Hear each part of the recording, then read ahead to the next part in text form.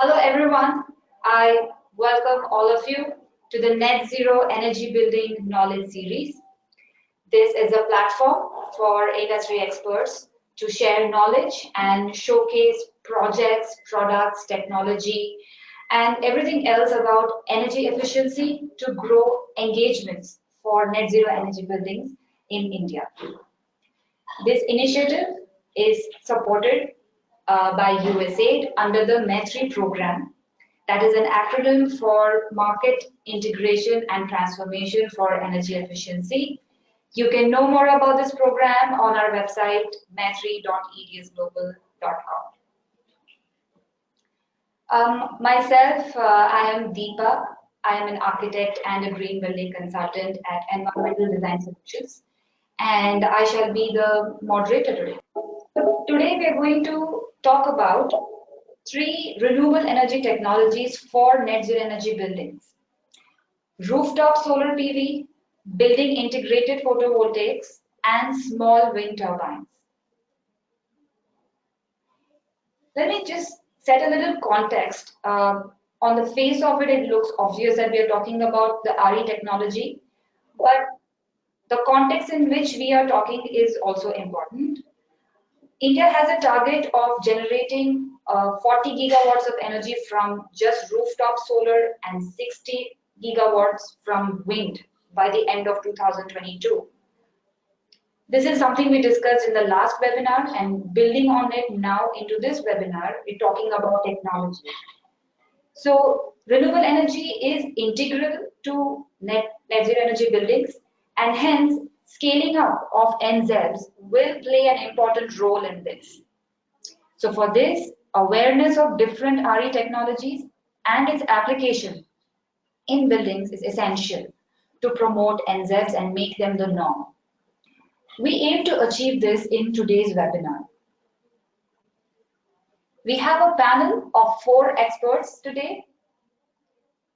Mr. Gaurav Gupta from Linear Energy, who will talk about rooftop solar PV. Wim and Mohammed Shamir from Wallvision will talk about BIPV. And Arun George from AvantGarde Innovations will talk about wind energy. I welcome all of you on the webinar.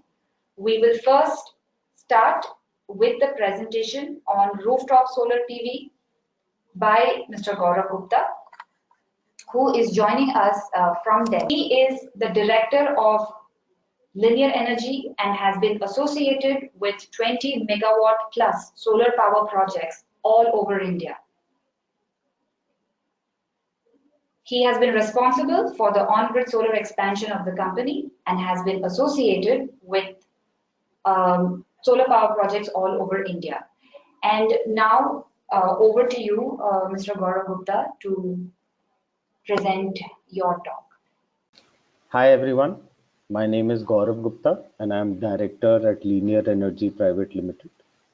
I am presenting a presentation on rooftop solar systems.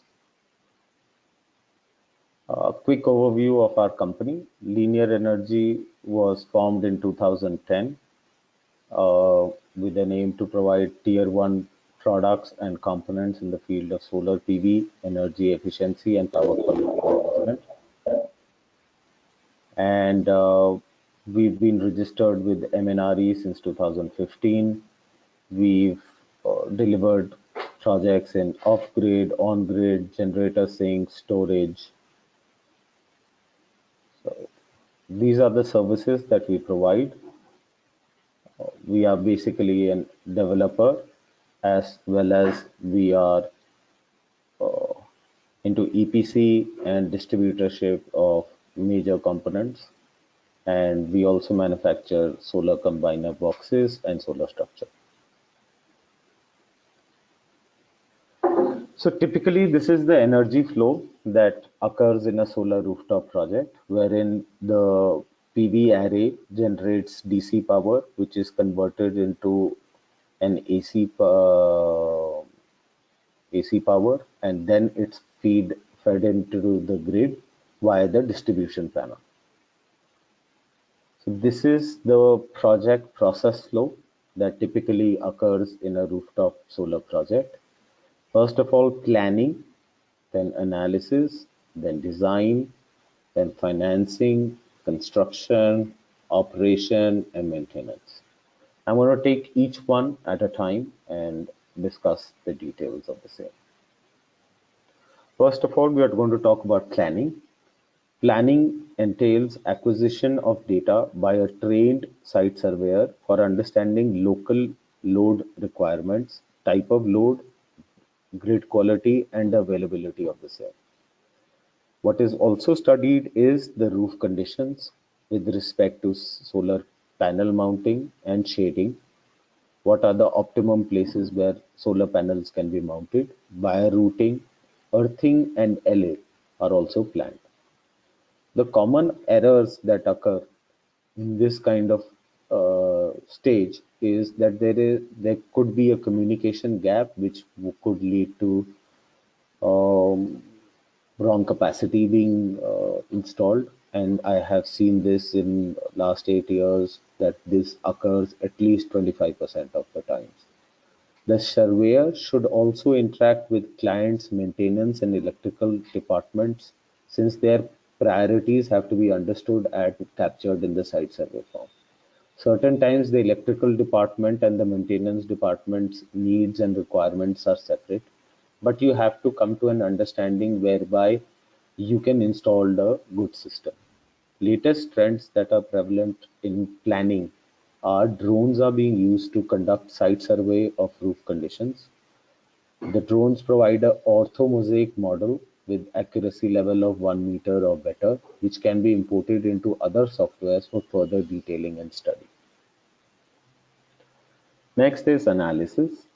Analysis, there are a lot of software and trained manpower which is used to analyze the data as per the relevant IEC codes and local electrical laws. This is one of the most important aspects because if the local electrical laws aren't factored in, certain times termination varies. So reports from one software alone cannot provide an accurate picture. Results of two or more software should be correlated and used. Ideally, the output from the software should be matched with the proposal of the site surveyor. Latest trends are Helioscope, PVSys, Google Earth SketchUp are being used to by the site surveyor to study the roof conditions. Design. Final design entails final module layout, structural drawings, cable routing, inverter sizing, shadow analysis, maintenance planning, and aesthetic check. All these aspects have to be taken into consideration, especially in large buildings, because those buildings are, you know, have to have the best quality and best planning so that later on they can take full advantage of whatever they are installing. All final designs should be discussed and signed by the final client because most of the times, once the solar plant has been installed, the chances of it getting reinstalled or moved to another location is very remote and is costly.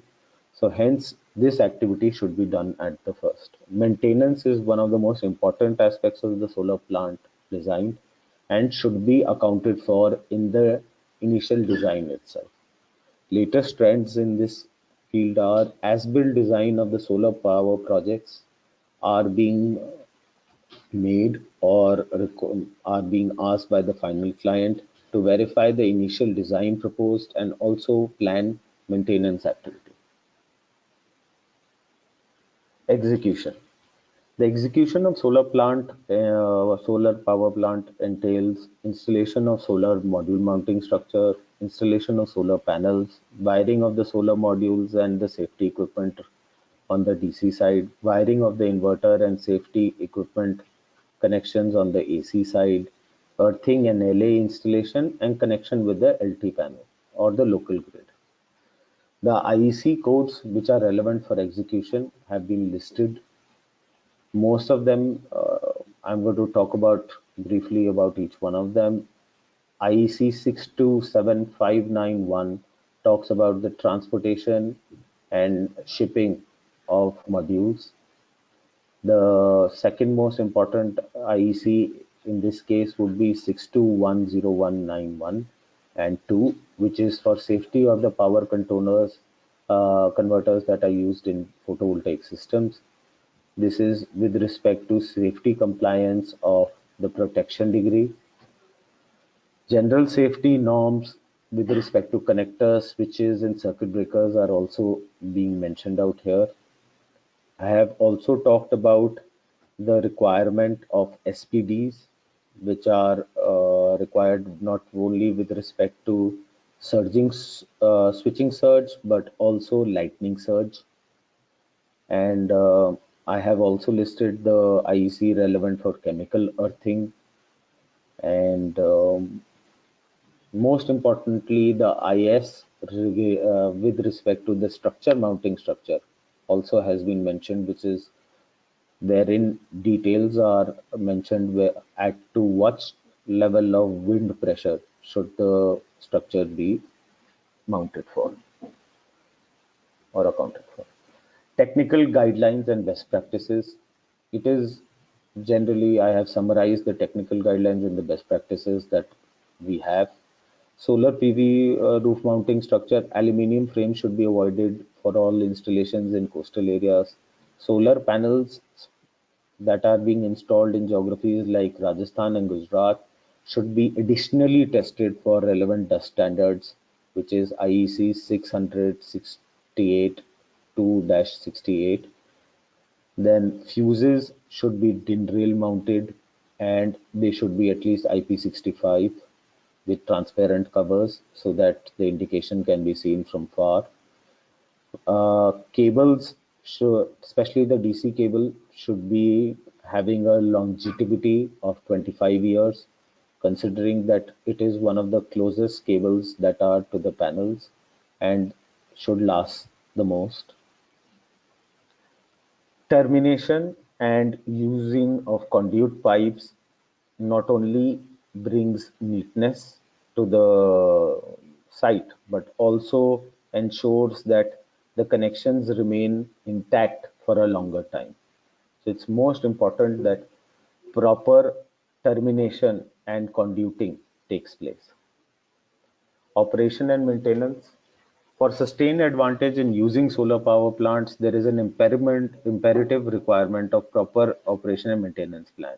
The three basic tenets of maintenance plan are cleaning cycle, quarterly, yearly checks for all major components, performance monitoring, and benchmarking.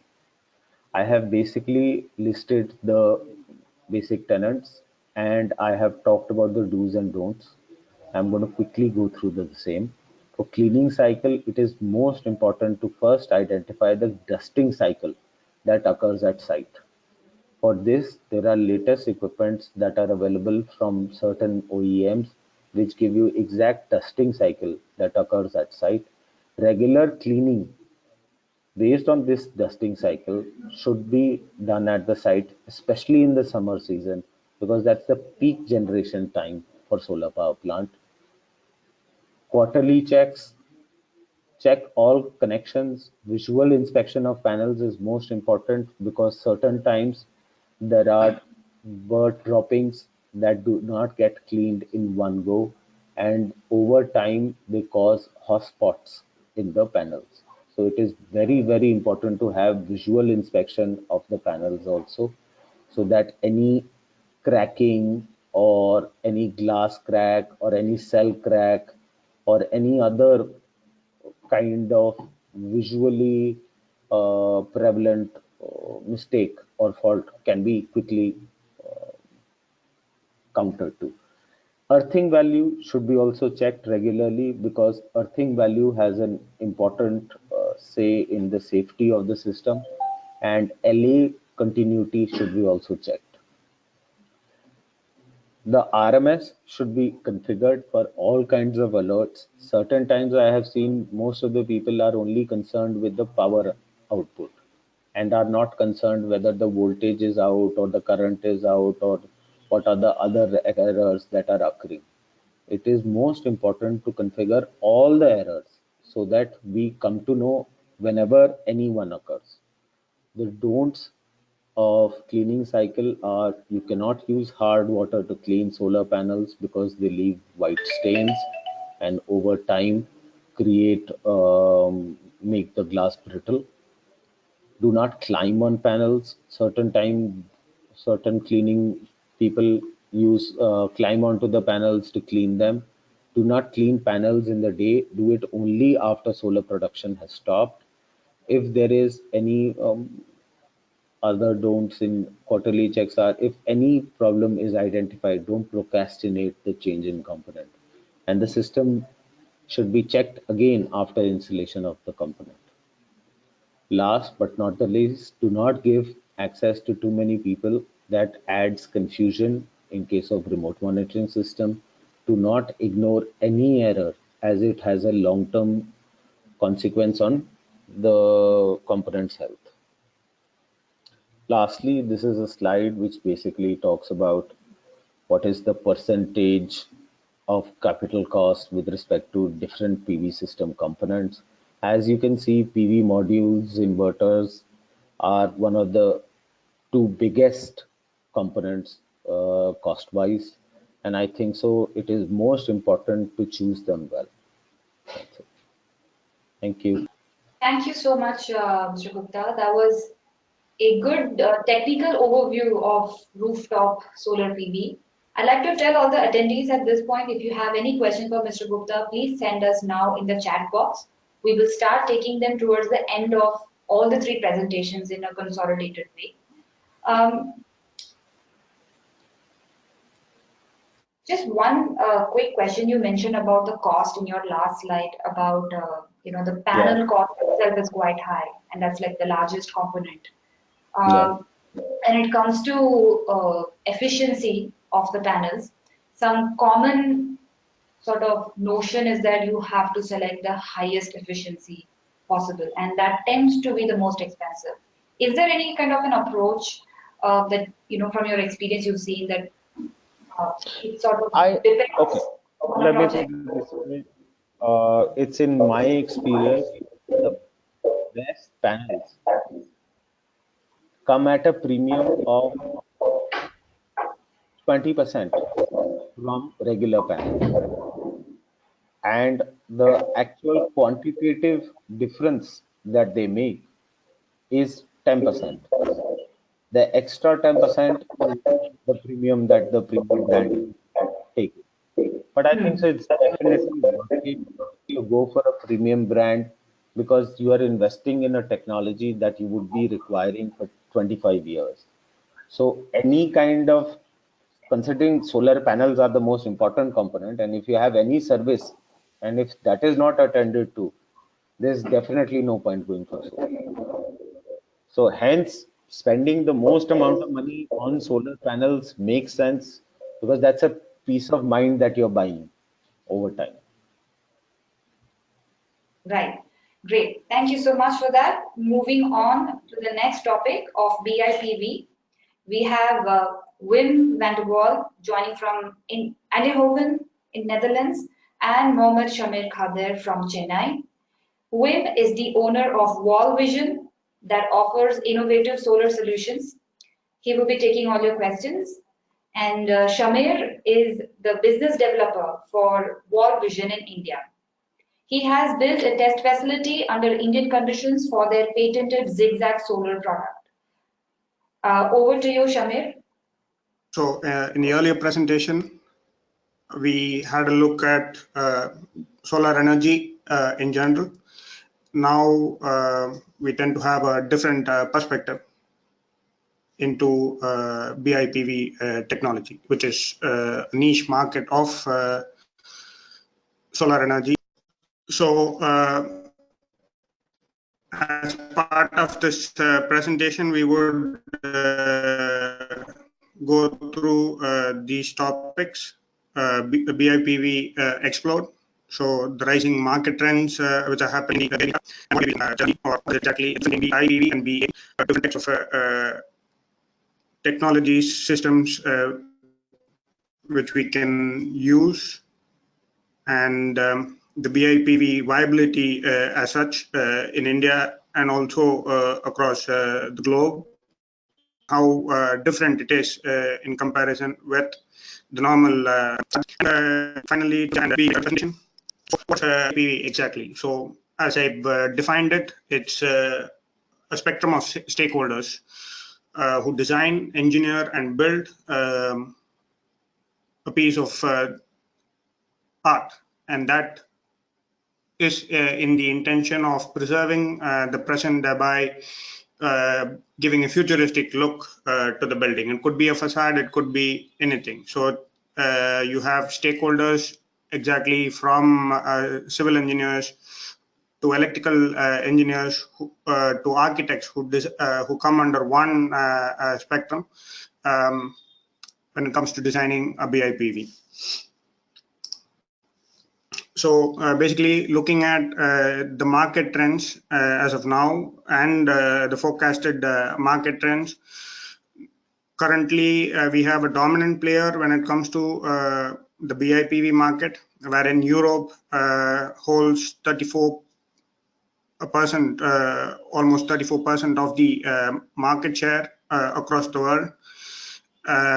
Basically driven by the European Union norms and regulations. But we forecast to see a change when it comes to the BIPV market.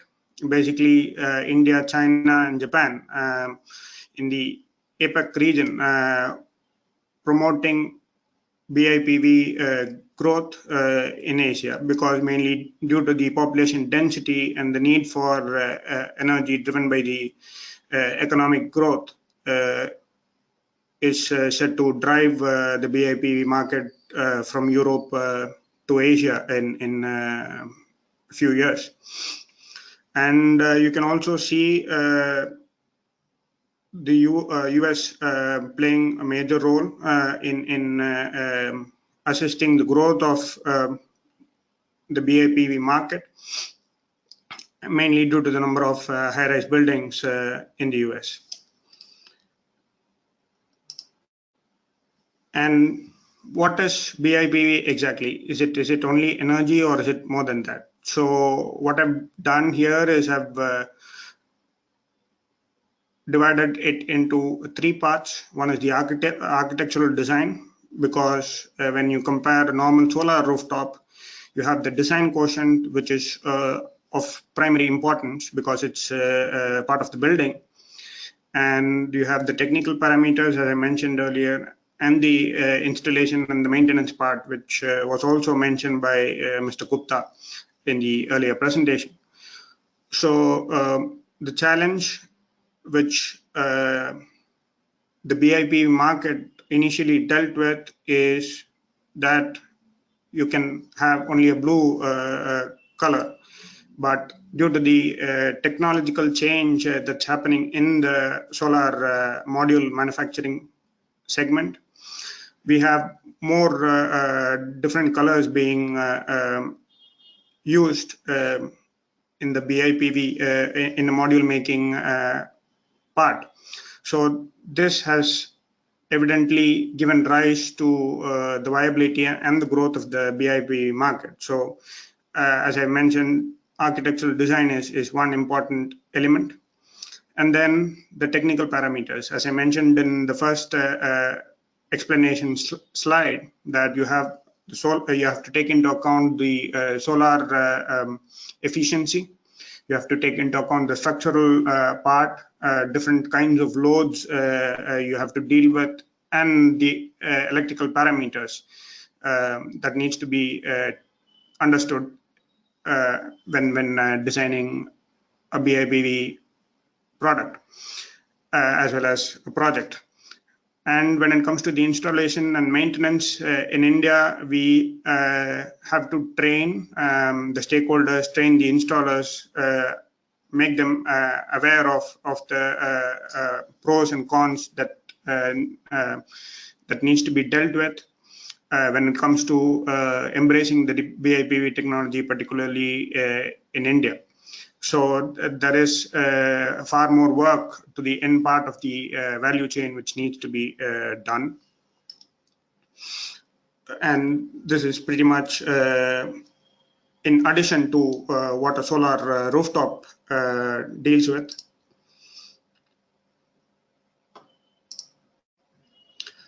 And as I mentioned earlier, we have often misinterpreted BIPV and BAPV. So basically, BIPV is a technology wherein the solar modules or solar cells are integrated onto the building. And unlike a solar rooftop, this has a dual purpose, which is it acts as a protective layer to the building as well as generating energy. So typically, as I mentioned in the previous slide, it is more than energy alone. Whereas when you take into account building applied photovoltaics, say as a quick example, if you can see the slide, you have solar modules being integrated onto the roof of the building, and they are externally fitted. So that is typically for a single purpose, which is nothing but energy production, and that becomes a BAPV, which is a building applied photovoltaics. So when we say BIPV, we just need to get the definition pretty straightforward and not allow any misconceptions when it comes to defining it. So now we would be moving further into the different types of BIPV and BAPV. I've grouped it into three. So windows and facades, which is one part, roofs and coverings, which is the second part, and accessories, which is the third part. So windows, typically transparent systems that allow interaction for us, and facades, which is the vertical elevations which we have, and warm facades deal with the non-ventilated facade, and the cold facade deals with the ventilated ones. And full roof solutions, tiles, mounting systems, basically in the second segment. And accessories, I have categorized external segments which comprise a minor part of the building, which is balconies, skylights, solar glazings, and shading devices, which can be used with a PV system. So we will be just having a look at certain examples of these products.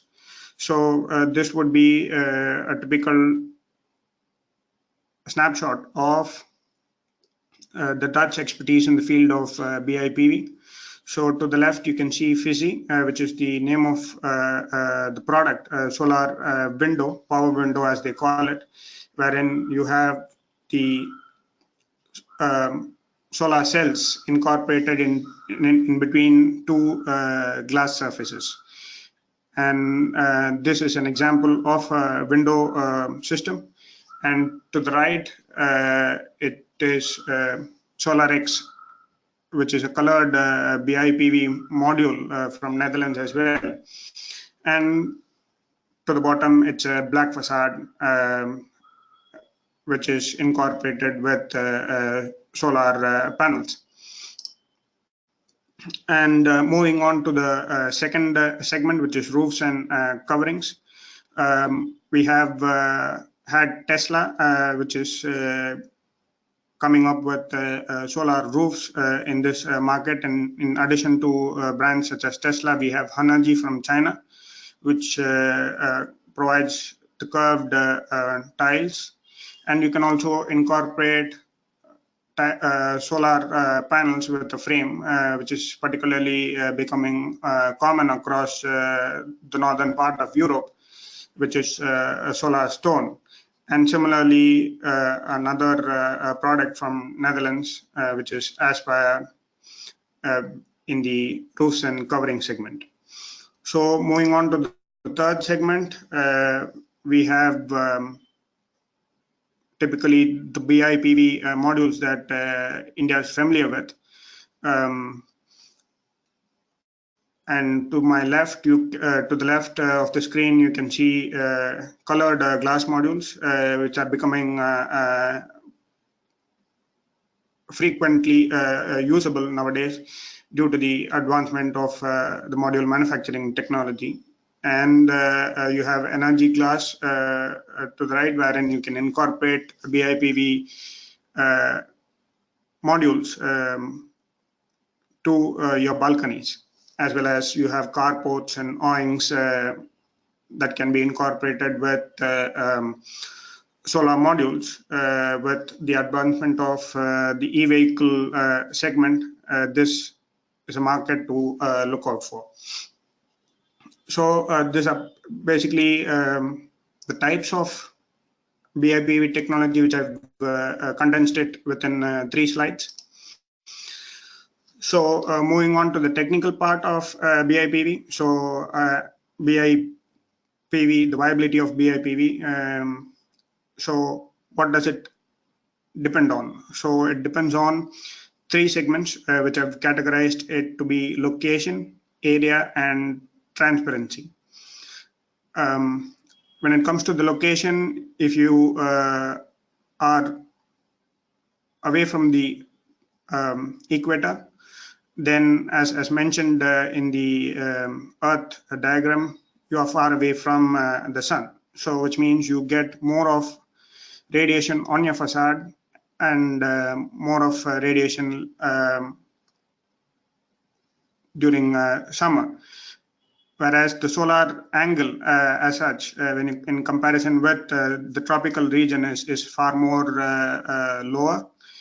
And in the tropical region, it's far more perpendicular and far more straight. So which means you get far more radiation on the roof area in comparison with the regions away from the poles.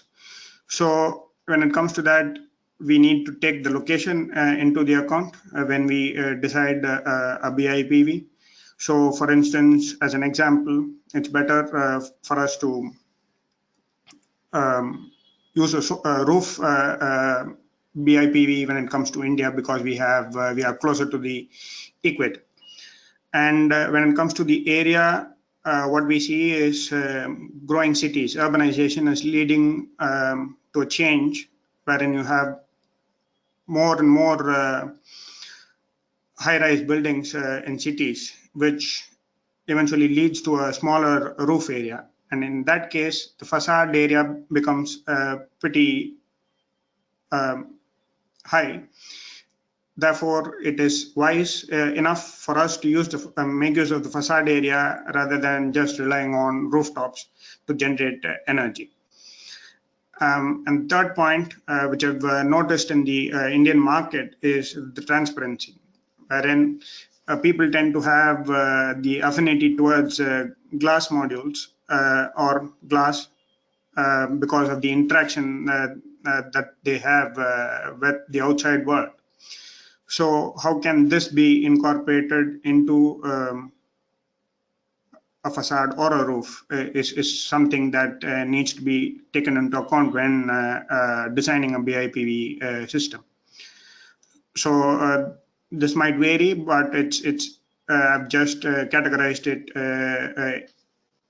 based on these 3 points. So moving on, just as an example, when it comes to the Indian condition, the energy that's typically generated in an Indian case, the PV generates around 1,400 units, electrical units per year, which is kilowatt hours per year when it comes to the PV installed on a solar rooftop. Whereas when you have a vertical facade, a normal vertical BIPV panel installed on a facade, then it generates far lesser because of the sun rays. And the zigzag pattern, which we will be seeing later in the presentation, is far more higher than a vertical facade. but lesser than a rooftop due to the position of the due to the geographical location. So which sums up to 1,100 units per year. And so this is what we offer. We offer Zigzag Solar as a company, and this facade is could be mentioned as a BIPV or a BAPV application, because it could be retrofitted onto existing buildings. But it solves dual purposes like energy as well as protection from different obstructions. So how is it better than a normal BIPV application? As we can see, we get sunlight from the sun by orienting the solar panels towards the sun.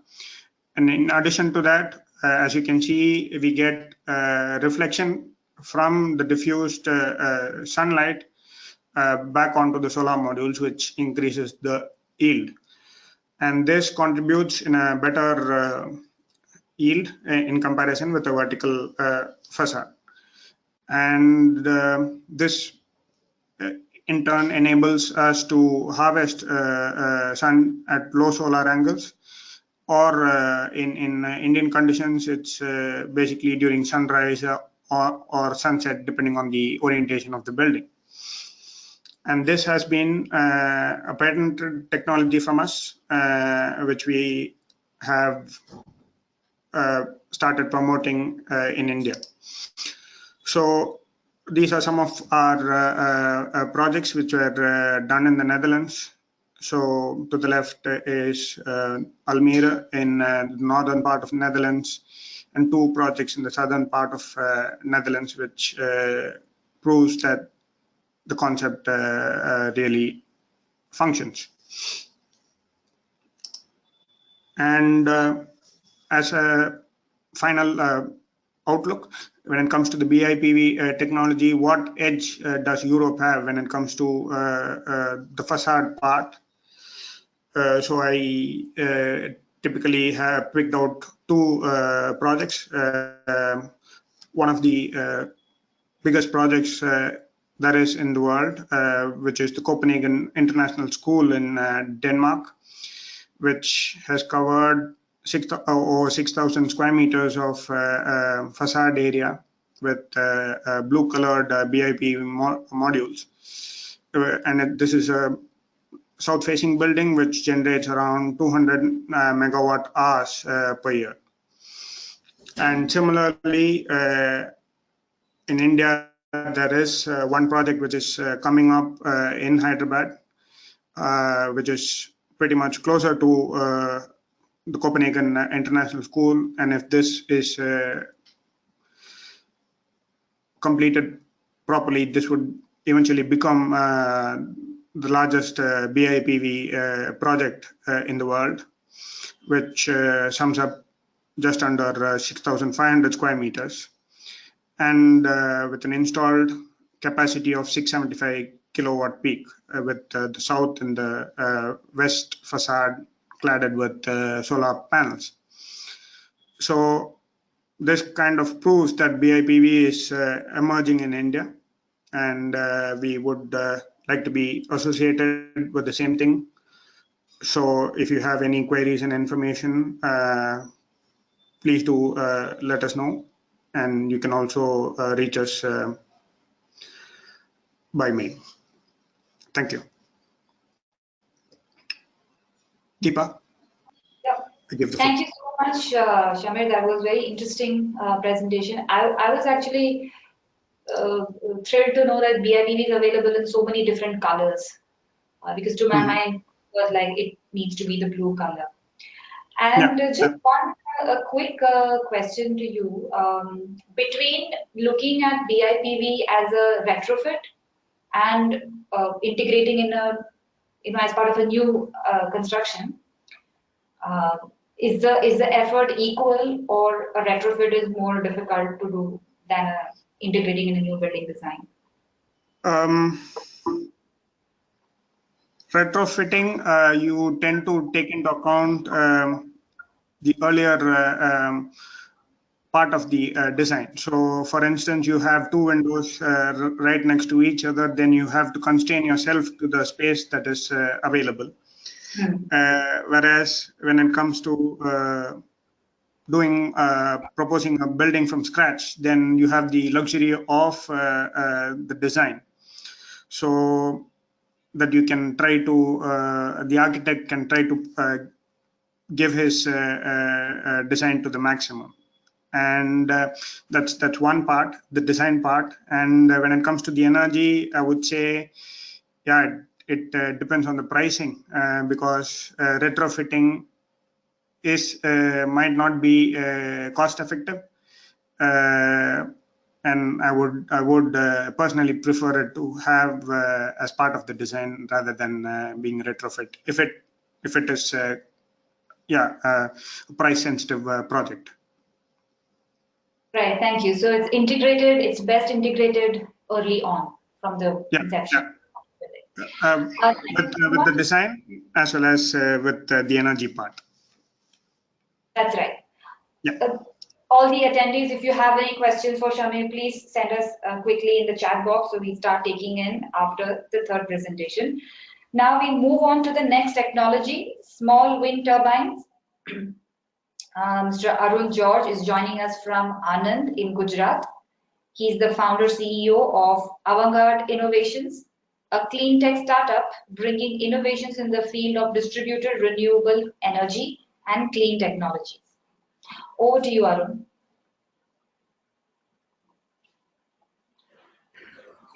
Hi, Diba. Hello, panelists. It's been a great pleasure to get this opportunity to make this presentation to all of you. And I think it's very critical and also timely now that the UN Climate Summit is also happening on climate change issues.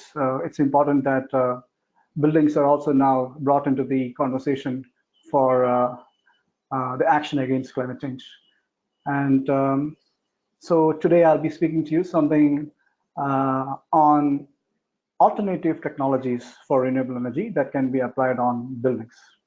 So I'll start my presentation with that. Thank you. So AvantGarde Innovations is a clean tech startup established in India. 2015 was a year when we started off with the first prototype for the wind turbine. And it was selected by the United Nations as one of the top 20 clean tech innovations at the time. And after that, we went into a long period of R&D, product testings, a lot of iterations and so forth. And today, this year, AvantGarde has launched its first commercial product in the market. And we are happy to note that this is right now the first and only small wind turbine company from India that is also recognized under the Make in India manufacturing initiative by the government of India. And it is also a great delight that the Avatar wind turbine that we've manufactured is again recognized by the United Nations this year as one of the top 20 innovations at the UN Innovation Summit. This special recognition actually was a validation to the years of tremendous R&D that has gone into this innovation of small wind turbine.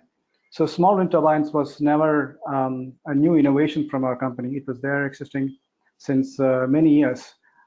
But we realized that it has never actually gone into the market in a very widespread way, just like solar has done. And so we thought why that was happening and what are the reasons to actually make that as popular as solar. And we realized there were two major hurdles which created that problem. The first one was the cost, and the second one was the poor efficiency of the existing small wind turbines. So these were the two factors we actually addressed. So in terms of cost, in the market, small wind turbine, from other brands, you would find that for 2 or 3 lakhs, which is around $3,000 to $4,000 for a single kilowatt. And then plus the cost of all the installation, it can go up to even 3 to 5 lakhs or something like $8,000 to $10,000. So this was obviously the reason why small wind turbines never actually took off in a mass popular way. And secondly, the efficiencies of the small wind turbines were somewhere around 3 meters per second with a startup speed of 3 meters per second. So most of the urban areas has a startup speed, I mean, a wind speed of around 3 meters per second or 4 meters per second. So due to this reason, most of the small wind turbines were not really efficient as they should have been, and due to which it never became popular. So what AvantGarde did with the Avatar small wind turbine is that we addressed these two issues of the price and efficiency. So from the existing market price of around 2 to 3 lakhs or $8,000 to $10,000, we have brought it down to just 60,000 rupees, which is around less than $1,000. And so that is a disruption in the price for this new technology. And secondly, when it comes to the efficiency of the wind turbine itself, from the existing average startup speeds of around 3 meters per second or maybe even 2.5 meters per second, we brought down the startup speed to 1.4 meters per second. This today is one of the world's most efficient wind turbine with the startup speed as such low at such low wind conditions. So as you can imagine, 1.4 meters per second is found anywhere in the world.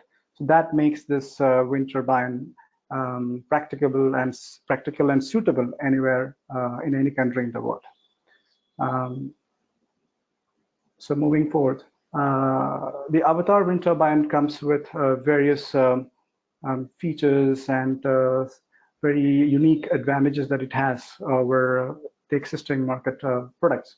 So first of all, it's an axial flex turbine with a direct drive system. So what that means is that most of the wind turbines you see, they all come with a gear system, which actually can be very complicated in the sense that it can be first of all expensive, and when it comes to the turbine performance itself, you can find that most of the turbine failures can be routed back to the gear system itself.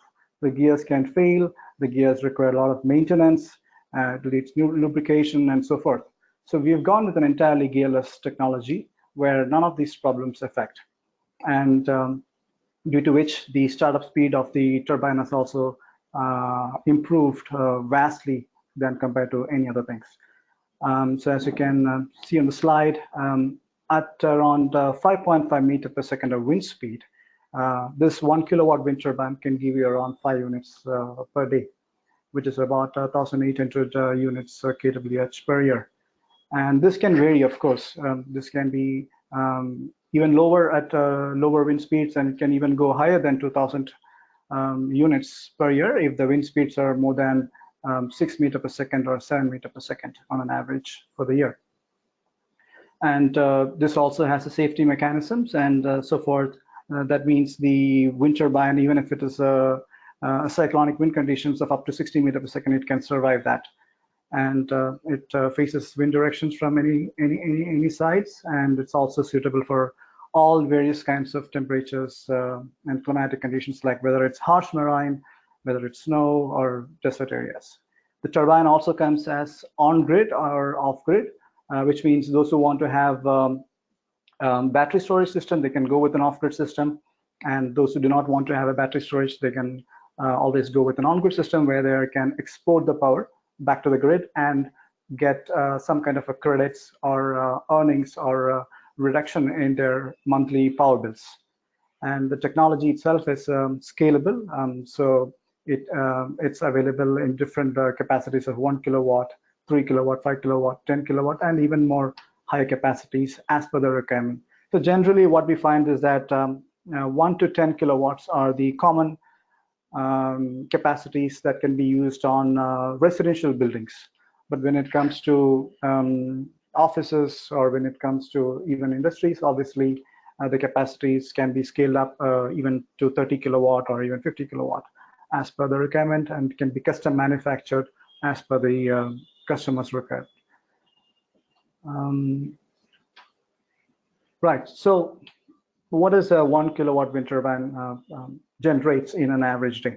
So to put that in a very layman's term, A 1 kilowatt wind turbine, if it's having only meter per second of wind speed, it can generate enough electricity to power 100 LED bulbs for 1 hour, 100 LED bulbs of 8 watts each.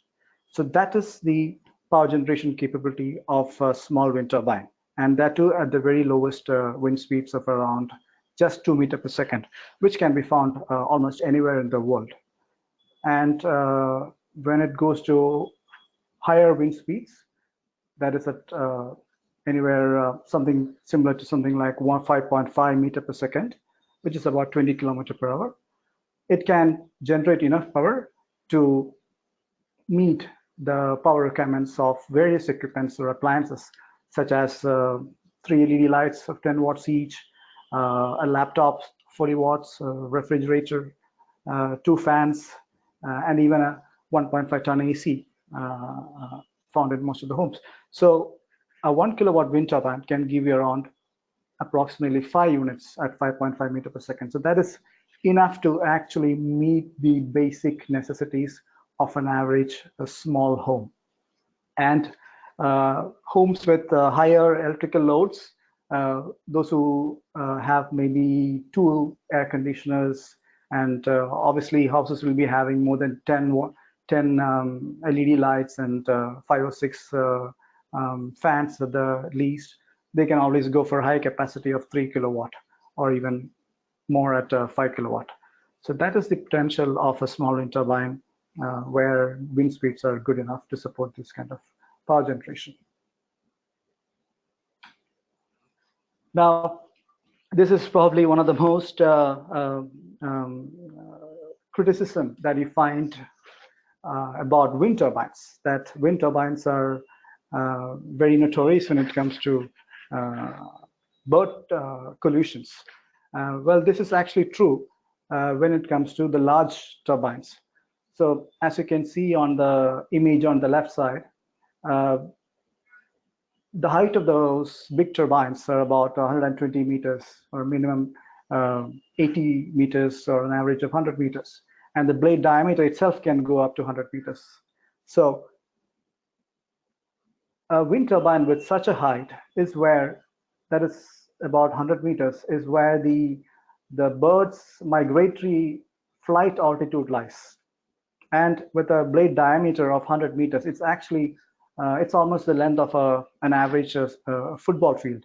So when a turbine is spinning and covering an area of that much length, obviously birds can get caught in that. But then this is absolutely a different scenario when it comes to small wind turbines, because small wind turbines, especially the one you can see in the slide right now, is having average of 6 to 10 meters height only, and with a blade diameter of just 3 meters. So as you can see, these turbines are lying at a very low altitude where birds are never flying. And we've gone further ahead to address the issue of bird collisions by actually painting our blades with colors. So you can see, I'm not sure if this image is that visible, where you can see the colors on the blade. So the blades are coming with a green colored on all the 3 blades, where when it spins, it can be visible from any distance, especially for the birds. So that is also something additional we have done to actually make it even more bird friendly. Now, wind is actually a byproduct of solar. So you can say without solar, there's no wind. And we know that solar has had great success. It has got great penetration and a great market adoption. And it has done tremendously well when it comes to promoting renewable energy amongst the people. But the same hasn't happened when it comes to small wind turbines. And the reasons for that was what I mentioned to you earlier regarding the price and the efficiency and so forth. So when it comes to renewable energy, my opinion is that it should not be just either one technology, whether it is solar or wind or anything else. It should always be a combination of everything. A hybrid system is always better.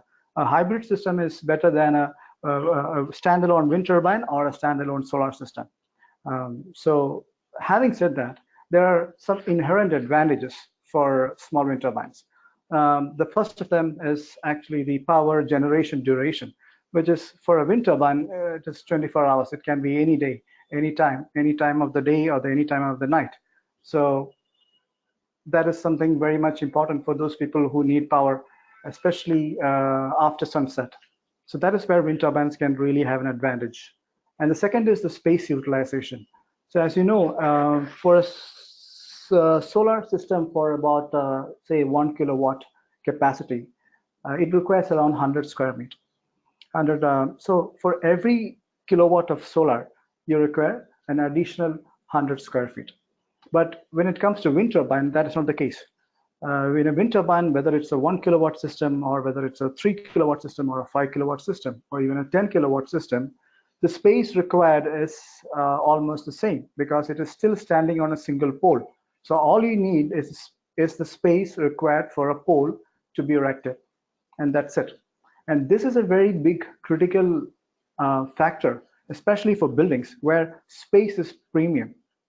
So not every building will be able to dedicate hundreds or thousands of square feet of their prime real estate space for any kind of system to be put up on the rooftop. And this is where a small wind turbine has an unmatched advantage by just being erected on a single pole and thereby generating equal amount of power, or in fact even more power than compared to other common renewable energy systems. And then of course the annual generation of the wind turbines are also much higher when the locations are having wind speeds of around 5.5 meter per second, which is an international benchmark for measuring wind speeds and performance of small wind turbines. So at 5.5 meter per second annual average, a wind turbine can give you around 1,800 kWh. So the annual generation is much higher than any other similar technologies when the wind speeds are good. And the life of batteries is also improved in a wind turbine system. And this is an aspect that actually that is not very known to most people, because if you look into a solar system, the battery is always in a state of discharge after sunset.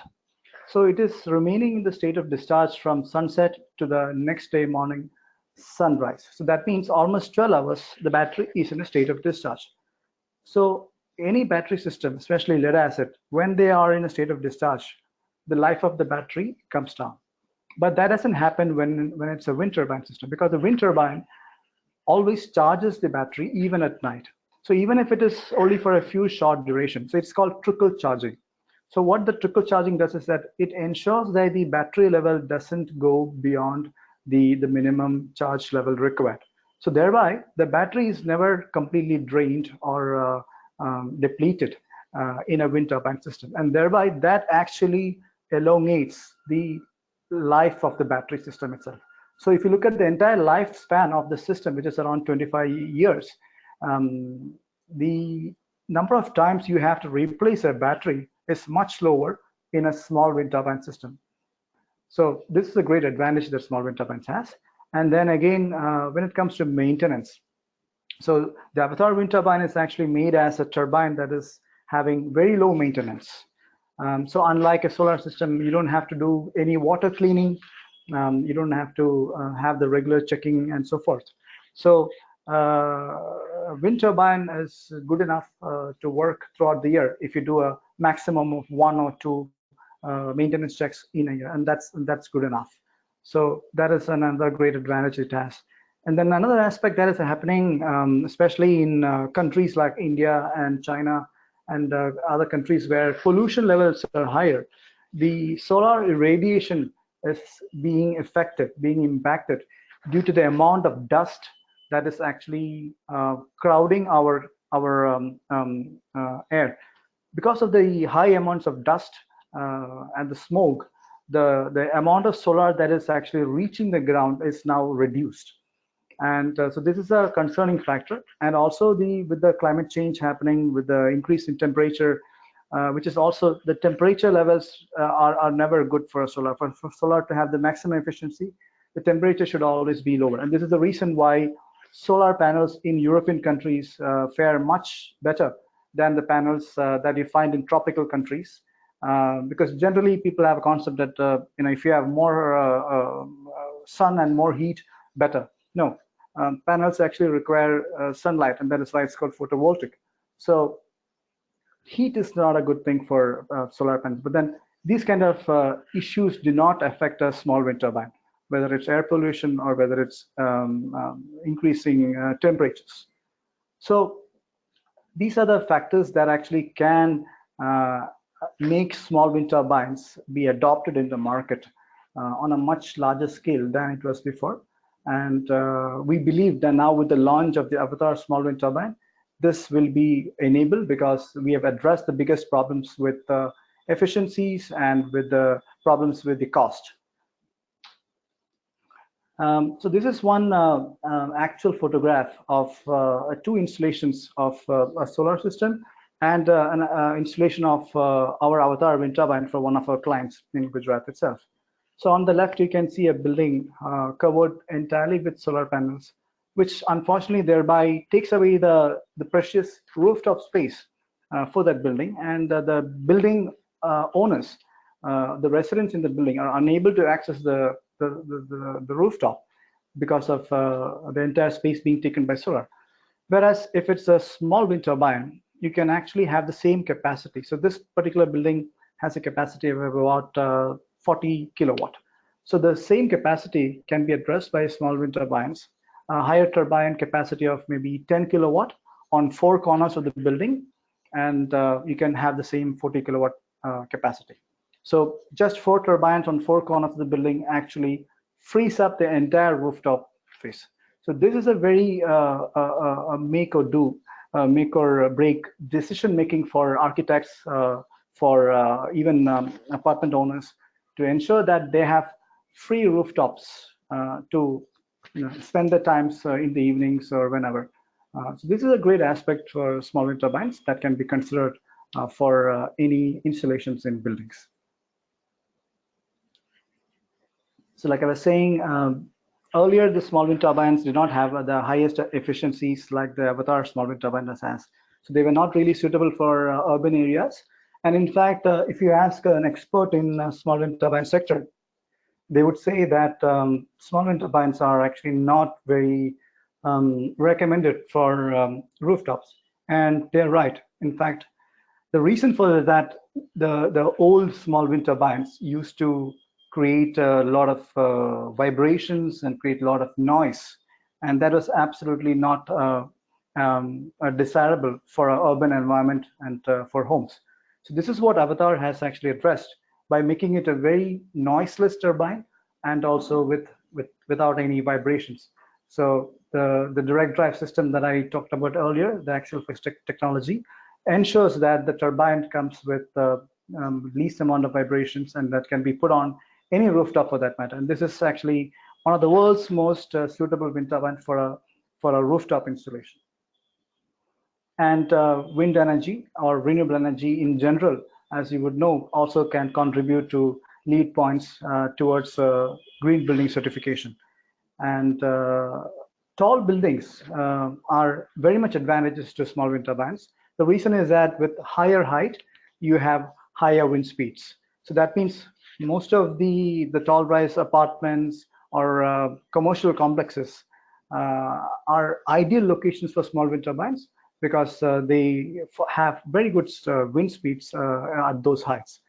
And another thing that is also being now being promoted by the government of India and other nations also is that they are integrating into their building policies the requirement to dedicate a portion of their space, the rooftop space, for generating renewable energy. So the ECBC building code in India recommends that at least 25% of the rooftop space should be dedicated for generating renewable energy. And so like I said before, small wind turbines have a huge advantage when it comes to space saving. So the space efficiency is an unmatchable factor for the small wind turbines. And the other ways of utilizing small wind turbine is net metering. So net metering is where you export the excess power back to the grid, for which you can get credits on your monthly power bills. The another kind of application which is not yet become common in India or even other countries is virtual net metering.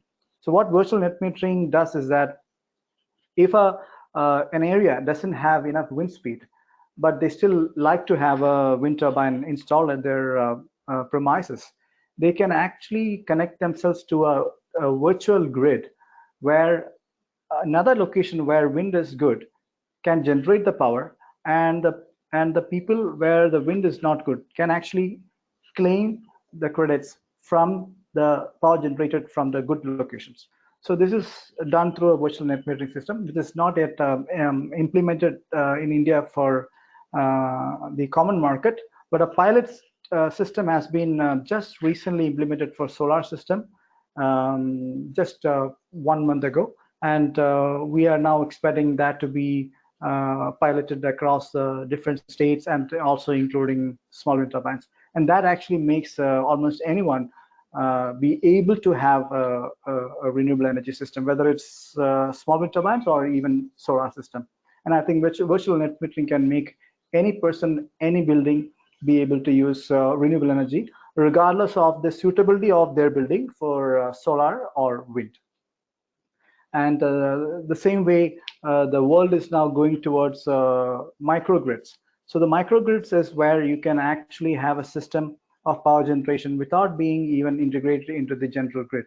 You can still be connected, but even if the main grid goes down, you can have a microgrid that is powered by renewable energy systems. So microgrids has a lot of advantages. To give you one a small example, when the Fukushima nuclear power plant had a disaster back in almost 10 years ago, the only place where the power was being supplied was available was a microgrid. So this is a great example of how microgrids are great. And then also energy can be traded using blockchain technologies, which is also another exciting technology that is being available now for utilizing renewable energy. Now the Avatar wind turbines have already been launched in the market. We have also now installed the turbines for the Indian Navy as a B2G project, for Unilever as a B2B project, and also for residential clients. Now we are looking to have it implemented across the state, across the country, and we are also now preparing for exports into various African countries and US and Europe. So that basically covers the presentation on small wind turbines. I'm open to any kind of questions or discussion on this. Thank you. Thank you so much, Arun. That was quite interesting, and indeed, Avatar is a pioneering technology, and we are excited to see more and more of these installations coming up, and so we can discuss more of case studies in the near future. So moving on, we jump right into the questions. We have quite a few coming in. I'm going to start taking them one by one. So I'll just read the questions, and the presenters can answer them. All right, the first question: how to dismantle and dispose solar PV? You can take this question. Yes, I can. So you haven't heard of me yet, but my name is Wim van der Wal. I'm the owner of Wallvision. Solar panels consist mainly of glass, and between two layers of glass, or between a layer of glass and a plastic sheet, there's the cells, and there's some silver and some other materials. And the good thing about solar panels is that they can be separated from other building waste very easily. So you have the solar panel as a clean construction waste at the end of its life cycle. It's easy to remove the aluminium frames from the solar module, so you can recycle the aluminium completely. Then what you have is the glass solar module and the junction box. You can remove the junction box and separate the metallic parts and the plastic parts, and you have to recycle the plastic parts, of course. And then from the glass, it can be how to call it? It can be separated relatively easy from the rest, if you compare this with many other building materials, it's far easier. It's still a hassle, right? But it's worth to do it because there's the silver in it, there's precious materials in it. So the whole industry of recycling solar modules is really a growing market, and there are still some issues to be solved, but in a way it's completely doable to really make the whole production of solar modules virtually completely circular.